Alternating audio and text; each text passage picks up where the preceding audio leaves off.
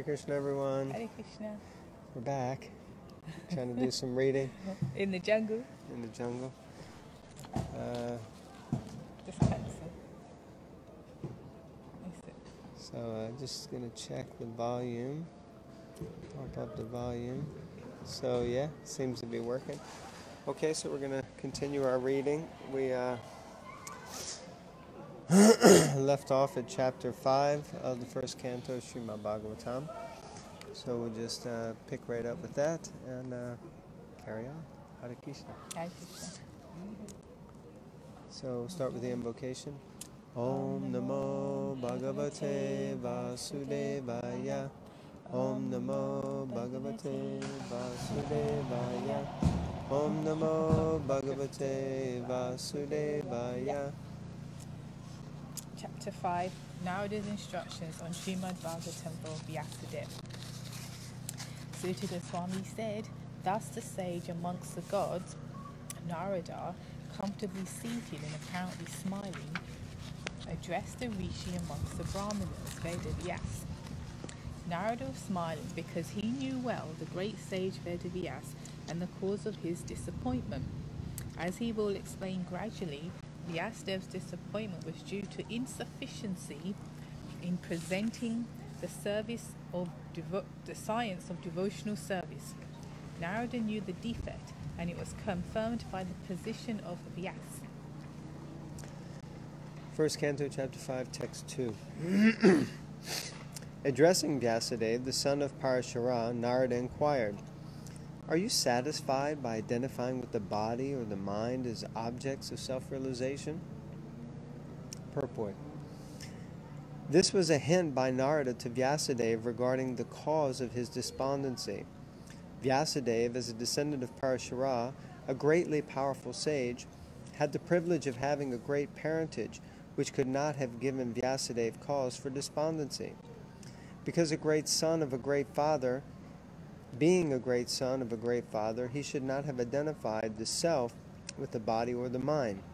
Ordinary men with a poor fund of knowledge can identify the body as self or the mind as self, but Vyasadeva should not have done so. One cannot be cheerful by nature unless one is factually seated in self-realization, which is transcendental to the material body and mind. Text 3. Your inquiries were full and your studies were also well fulfilled, and there is no doubt that you have prepared a great and wonderful work, the Mahabharata, which is full of all kinds of Vedic sequences elaborately explained. Purport. The despondency of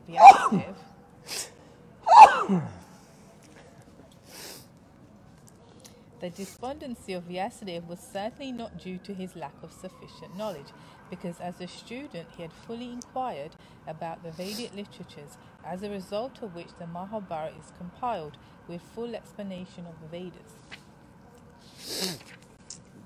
Text 4. You have fully delineated the subject of impersonal Brahman, as well as the knowledge derived therefrom. Why should you be despondent in spite of all this, thinking that you are undone, my dear Prabhu? Purport. The Vedanta Sutra or Brahma Sutra compiled by Sri Vyasadeva is the full deliberation of the impersonal absolute feature, and it is accepted as the most exalted philosophical exposition in the world. It covers the subject of eternity, and the methods are scholarly. So there cannot be any doubt about the transcendental scholarship of Vyasadeva, so why should he lament? Text 5. Sri Vyasadeva said, all you have said about me is perfectly correct. Despite all this, I am not pacified. I therefore question you about the root cause of my dissatisfaction. For you are a man of unlimited knowledge due to your being the offspring of one Brahma who is self-born, without mundane father and mother. Purport. In the material world, everyone is engrossed with the idea of identifying the body or the self or the mind with the self. As such, all knowledge disseminated in the material world is related either with the body or with the mind, and that is the root cause of all despondencies. This is not always detected, even though one may be the greatest erudite scholar in materialistic knowledge. It is good, therefore, to approach a personality like Narada to solve the root cause of all despondencies. Why Narada should be approached is explained below. Text number 6. My Lord, everything that is mysterious is known to you, because you worship the Creator and Destroyer of the material world, and the Maintainer of the spiritual world, the original personality of Godhead, who is transcendental to the three modes of material nature. A person who is 100% engaged in service of the Lord is the emblem of all knowledge. Such a devotee of the Lord is full perfection. Such a devotee of the Lord in full perfection of devotional service is also perfect by the qualification of the personality of Godhead. As such, the eightfold perfections of mystic power, Astasiddhi, constitute very little of his godly opulence. A devotee like Narada can act wonderfully by his spiritual perfection, which every individual is trying to attain. Srila Narada is a 100% perfect living being, although not equal to the personality of Godhead. Text 7. Like the sun, your goodness can travel everywhere in the three worlds, and like the air, you can penetrate the internal region of everyone. As such, you are as good as the all-pervasive supersoul. Please therefore find out the deficiency in me, despite my being absorbed in transcendence under disciplinary regulations and vows. Purport. Transcendental realization, pious activities, worshipping the deities, charity, mercifulness, non-violence, and studying the scriptures under strict disciplinary regulations are always helpful. Text number 8. Sri Narada said, You have not actually broadcast the sublime, spotless glories of the personality of Godhead. That philosophy which does not satisfy the transcendental senses of the Lord is considered worthless. Purport. The eternal relation of an individual soul with the Supreme Soul, personality of Godhead, is constitutionally one of being the eternal servitor of the eternal Master. The Lord has expanded himself as living beings in order to accept loving service from them, and this alone can satisfy both the Lord and the living beings. Such a scholar as Vyasadeva has completed many expansions of the Vedic literatures, ending with the Vedanta philosophy, but none of them have been written directly glorifying the personality of Godhead. Dry philosophical speculations, even on the transcendental subject of the Absolute, have very little attraction without directly dealing with the glorification of the Lord. The personality of Godhead is the last word in transcendental realization. The Absolute, realized as impersonal Brahman or localized Supersoul, Paramatma, is less productive of transcendental bliss than the supreme personal realization of his glories. The compiler of the Vedanta Darshan is Vyasadeva himself, yet he is troubled, although he is the author. So what sort of transcendental bliss can be derived by the readers and listeners of Vedanta, which is not explained directly by Vyasadeva, the author? Herein arises the necessity of explaining Vedanta Sutra in the form of Srimad Bhagavatam by the self-same author. Text 9. Although great sage, you have very broadly described the four principles beginning with religious performances, you have not described the glories of the Supreme Personality Vasudeva. Purport. The prompt diagnosis of Sri Narada is at once declared. The root cause of the despondency of Vyasadeva was his deliberate avoidance of glorifying the Lord in his various editions of the Puranas. He has certainly, as a matter of course, given descriptions of the glories of the Lord Sri Krishna, but not as many as given to religiosity, economic development, sense gratification, and salvation. These four items are by far inferior to engagement in the devotional service of the Lord. Sri Vyasadeva, as an authorized scholar, knew very well this difference. And still, instead of giving more importance to the better type of engagement, namely devotional service to the Lord, he had more or less improperly used his valuable time, and thus he was despondent. From this, it is clearly indicated that no one can be pleased substantially without being engaged in the devotional service of the Lord. In the Bhagavad Gita, this fact is clearly mentioned. After liberation, which is the last item in the line of performing religiosity, etc., one is engaged in pure devotional service. This is called the stage of self-realization, or the Brahmabhuta stage. After attainment of this Brahmabhuta stage, one is satisfied. But satisfaction is the beginning of transcendental bliss. One should progress by attaining neutrality and equality in the relative world. And passing this stage of equanimity, one is fixed in the transcendental loving service of the Lord. This is the instruction of the personality of Godhead in the Bhagavad Gita. The conclusion is that in order to maintain the status quo of the Brahmabhuta stage, as also to increase the degree of transcendental realization, Narada recommended to Vyasadeva that he, Vyasadeva, should now eagerly and repeatedly describe the path of devotional service. This would cure him from gross despondency. Text 10. Those words which do not describe the glories of the Lord, who alone can sanctify the atmosphere of the whole universe, are considered by saintly persons to be like unto a place of pilgrimage for crows. Since the all-perfect persons are inhabitants of the transcendental abode, they do not derive any pleasure there. Purport. Crows and swans are not birds of the same feather because of their different mental attitudes. The fruitive workers or passionate men are compared to the crows, whereas the all-perfect saintly persons are compared to the swans. The crows take pleasure in a place where garbage is thrown out, just as the passionate fruitive workers take pleasure in wine and woman and places for gross sense pleasure. The swans do not take pleasure in the places where crows are assembled for conferences and meetings. They are instead seen in the atmosphere of natural scenic beauty, where there are transparent reservoirs of water, nicely decorated with stems of lotus flowers in variegated colours of natural beauty. That is the difference between the two classes of birds.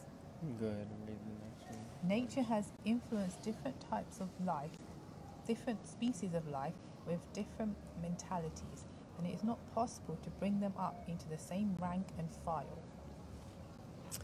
Similarly, there are different kinds of literature for different types of men of different mentalities. Mostly the market literatures which attract men of the crows category are literatures containing refused remnants of sensuous topics. They are generally known as mundane talks in relation with the gross body and subtle mind. They are full of subject matter described in decorative language, full of mundane similes and metaphorical arrangements. Yet, with all that, they do not glorify the Lord. Such poetry and prose on any subject matter is considered decoration of a dead body. Spiritually advanced men who are compared to the swans do not take pleasure in such dead literatures, which are sources of pleasure for men who are spiritually dead. These literatures in the modes of passion and ignorance are distributed under different labels, but they can hardly help the spiritual urge of the human being, and thus the swan-like spiritually advanced men have nothing to do with them. Such spiritually advanced men are called manasa, also because they always keep up the standard of transcendental voluntary service to the Lord on the spiritual plane. This completely forbids fruitive activities for gross bodily sense gratification or subtle speculation of the materialistic, egoistic mind. Social literary men, scientists, mundane poets, theoretical philosophers and politicians who are completely absorbed in the material advancement of sense pleasure are all dolls of the material energy. They take pleasure in a place where rejected subject matters are thrown. According to Swami Sridhar, this is the pleasure of the prostitute hunters. But literatures which describe the glories of the Lord are enjoyed by the Paramahamsas who have grasped the essence of human activities. Text 11. On the other hand, that literature which is full of descriptions of the transcendental glories of the name, fame, forms, pastimes, etc., of the unlimited Supreme Lord, is a different creation, full of transcendental words directed towards bringing about a revolution in the impious lives of this world's misdirected civilization. Such transcendental literatures, even though imperfectly composed, are heard, sung, and accepted by purified men who are thoroughly honest. Purport. It is a qualification of the great thinkers to pick up the best even from the worst. It is said that the intelligent man should pick up nectar from a stock of poison, should accept gold even from a filthy place, should accept a good and qualified wife even from an obscure family, and should accept a good lesson even from a man or from a teacher who comes from the untouchables. These are some of the ethical instructions for everyone in every place without exception. But a saint is far above the level of an ordinary man. He is always absorbed in glorifying the Supreme Lord, because by broadcasting the holy name and fame of the Supreme Lord, the polluted atmosphere of the world will change. And as a result of propagating the transcendental literatures like Srimad Bhagavatam, people will become sane in their transactions. While preparing this commentation on this particular stanza of Srimad Bhagavatam, we have a crisis before us. Our neighboring friend China has attacked the border of India with a militaristic spirit. We have practically no business in the political field. Yet we see that previously there were both China and India, and they both lived peacefully for centuries without ill feeling. The reason is that they lived those days in an atmosphere of God consciousness. In every country over the surface of the world was God-fearing, pure-hearted, and simple, and there was no question of political diplomacy. There is no cause of quarrel between the two countries, China and India, over land which is not very suitable for habitation, and certainly there is no cause for fighting on this issue. But due to the age of quarrel, Kali, which we have discussed, there is always a chance of quarrel on slight provocation. This is due not to the issue in question, but to the polluted atmosphere of this age. Systematically, there is propaganda by a section of people to stop glorification of the name and fame of the Supreme Lord. Therefore, there is a great need for disseminating the message of Srimad Bhagavatam all over the world. It is the duty of every responsible Indian to broadcast the transcendental message of Srimad Bhagavatam throughout the world, to do all the supermost good, as well as to bring about the desired peace in the world. Because India has failed in her duty by neglecting this responsible work, there is so much quarrel and trouble all over the world. We are confident. Do you want to read? We are confident that if the transcendental message of Srimad Bhagavatam is received only by the leading men of the world, certainly there will be a change of heart, and naturally people in general will follow them. The mass of people in general are tools in the hands of the modern politicians and leaders of the people. If there is a change of heart of the leaders only, certainly there will be a radical change in the atmosphere of the world. We know that our honest attempt to present this great literature conveying transcendental messages for reviving the God consciousness of the people in general and re-spiritualizing the world atmosphere is fraught with many difficulties.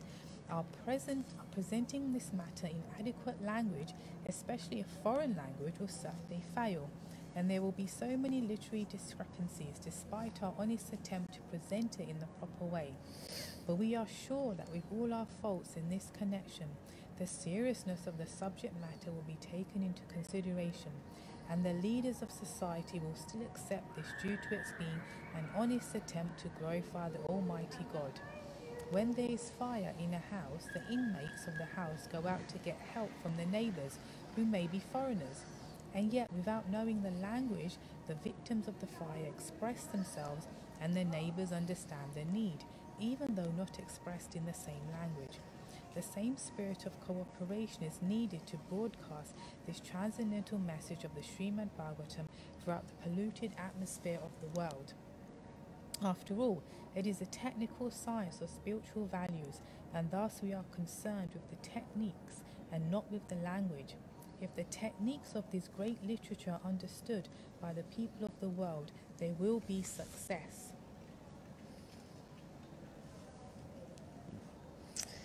When there are too many materialistic activities by the people in general all over the world, there is no wonder that a person or a nation attacks another person or nation on slight provocation. That is the rule of this age of Kali or quarrel. The atmosphere is already polluted with corruption of all description, and everyone knows it well. There are so many unwanted literatures full of materialistic ideas of sense gratification. In many countries, there are bodies appointed by the state to detect and censor obscene literature. This means that neither the government nor the responsible leaders of the public want such literature, yet it is in the marketplace because the people want it for sense gratification. The people in general want to read. That is a natural instinct. But because their minds are polluted, they want such literatures. Under the circumstances, transcendental literature like Srimad Bhagavatam will not only diminish the activities of the corrupt mind of the people in general, but also it will supply food for their hankering after reading some interesting literature.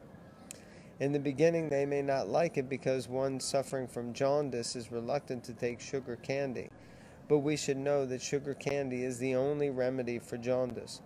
Similarly, let there be systematic propaganda for popularizing reading of the Bhagavad Gita and the Srimad Bhagavatam, which will act like sugar candy for the jaundice-like condition of sense gratification. When men have taste for this literature, the other literatures which are catering poison to society will then automatically cease. We are sure, therefore, that everyone in human society will welcome Srimad Bhagavatam, even though it is now presented with so many faults, for it is recommended by Sri Narada, who has very kindly appeared in this chapter. Text 12. Text 12. Knowledge of self-realization. Even though free from all material affinity, knowledge of self-realization, even though free from all material affinity, does not look well if devoid of a conception of the infallible God. What then is the use of fruitive activities which are naturally painful from the very beginning and transient by nature, if they are not utilized for the devotional service of the Lord? Purport.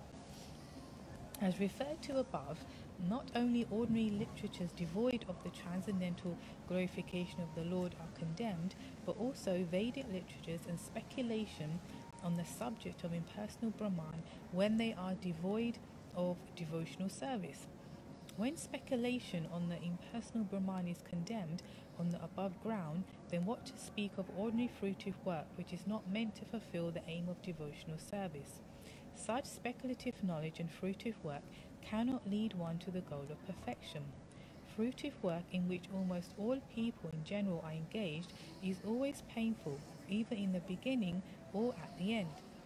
It can be fruitful only when made subservient to the devotional service of the Lord. In the Bhagavad Gita also it is confirmed that the result of such fruitive work may be offered for the service of the Lord. Otherwise it leads to material bondage. The bona fide enjoyer of the fruitive work is the personality of Godhead, and thus when it is engaged for the sense gratification of the living beings, it becomes an acute source of trouble.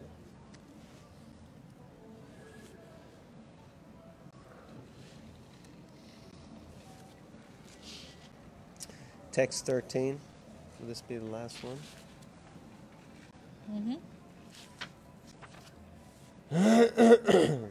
O Vyasadeva, your vision is completely perfect. Your good fame is spotless. You are firm in vow and situated in truthfulness. And thus, you can think of the pastimes of the Lord in trance for the liberation of the people in general from all material bondage. People in general have a taste for literatures by instinct. They want to hear and read from the authorities something about the unknown, but their taste is exploited by unfortunate literatures which are full of subject matter for satisfaction in the material senses.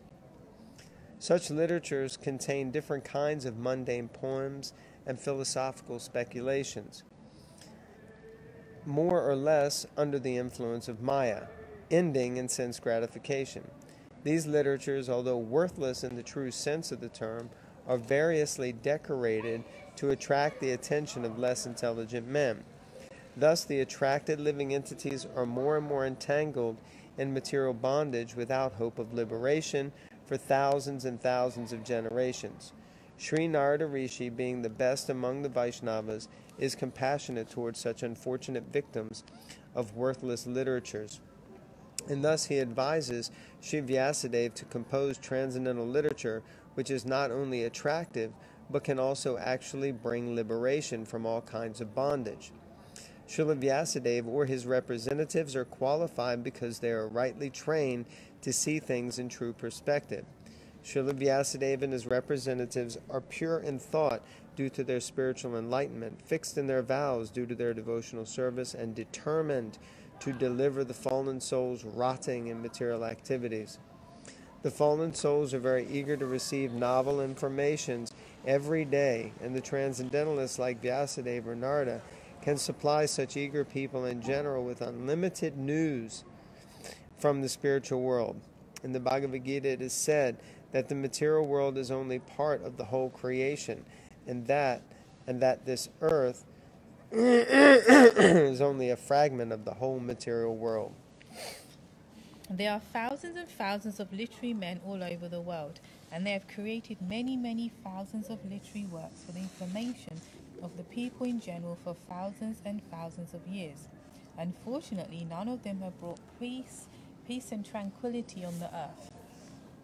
This is due to a spiritual vacuum in those literatures. Therefore, the Vedic literatures, especially the Bhagavad Gita and the Srimad Bhagavatam, are specifically recommended to suffering humanity to bring about the desired effect of liberation from the pangs of material civilization, which is eating the vital part of human energy. The Bhagavad Gita is the spoken message of the Lord himself, recorded by Vyasadeva, and the Srimad Bhagavatam is a transcendental narration of the activities of the same Lord Krishna, which alone can satisfy the hankering desires of the living being for eternal peace and liberation from miseries. Srimad Bhagavatam therefore is meant for all the living beings all over the universe for total liberation from all kinds of material bondage. Such transcendental narrations of the pastimes of the Lord can be described only by liberated souls like Vyasadeva and his bona fide representatives, who are completely merged in the transcendental loving service of the Lord. Only to such devotees do the pastimes of the Lord and their transcendental nature become automatically manifest by dint of devotional service. No one else can even know or describe the acts of the Lord, even if they speculate on the subject for many, many years. The descriptions of the Bhagavatam are so precise and accurate that whatever has been predicted in this great literature about 5,000 years ago is now exactly happening. Therefore, the vision of the author comprehends past, present, and future. Such liberated persons as Vyasadeva are perfect not only by the power of vision and wisdom, but also in all reception, in thinking, feeling, and all other sense activities. A liberated person possesses perfect senses, and with perfect senses only can one serve the sense proprietor, Rishikesha, Sri Krishna, the personality of Godhead. Srimad Bhagavatam, therefore, is the perfect description of the all-perfect personality of Godhead by the all-perfect personality, Srila Vyasadeva, the compiler of the Vedas. Jai. Grantaraj Srimad Bhagavatam Ki. Jai. Thank you all very much. Hare Krishna. Hare Krishna.